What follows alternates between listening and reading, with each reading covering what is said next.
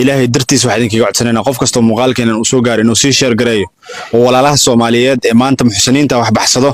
la wadaago maalintii labaad waaye waxaan ku soo noqonay reerkii marka hore waxaan wadnaa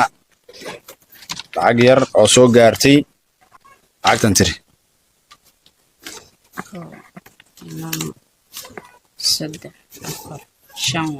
maya konton ku dhex jiro